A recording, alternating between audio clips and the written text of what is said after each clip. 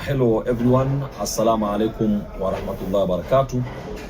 Greetings of peace from Muslim Professionals League Africa in collaboration with Peace League Africa, and we are working under the umbrella of Africa Faith Actors Network on Climate Justice. We have had 3 days workshop, and also we have had visits to several schools in Kenya, in Nairobi and out of Nairobi, and we have been sensitizing our children on matters environment, schools also, and we thank God we had river cleaning of the Nairobi River.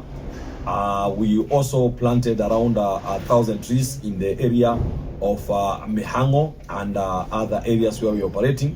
We also had a beach cleanup in Mombasa, some of our members, and today, as we mark the World Environment Day, Peace League Africa, in collaboration with Muslim Professionals League Africa, working under the umbrella of Africa Faith Actors Network on Climate Justice, joins the global community in reaffirming our collective responsibility to protect and preserve our environment for present and future generations.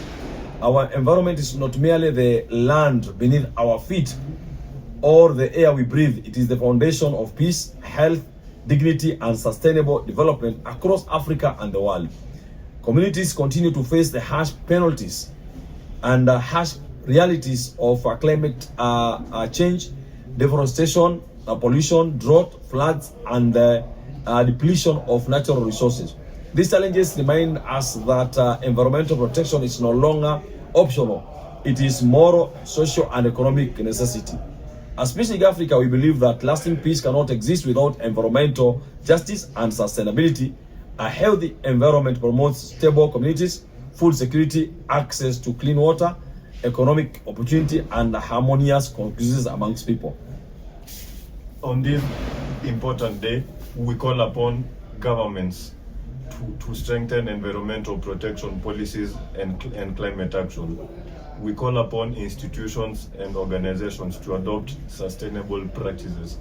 We call upon communities to embrace environmental conservation efforts.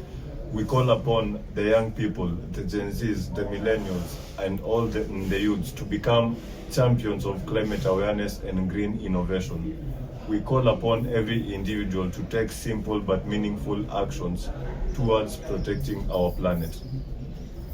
We should plant trees, reduce waste, conserve water, protect biodiversity, and promote environmental education within our homes, schools, workplaces, and communities. Together, we can build an Africa that is greener, healthier, peaceful, and sustainable for generations to come. Happy World Environmental Day.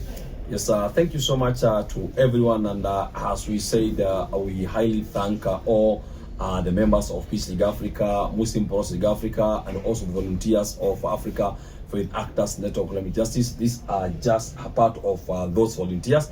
We have many across the country. We have around 300 volunteers working for Peace League Africa and Muslim Professionals League Africa working environment. We wish all of us the best.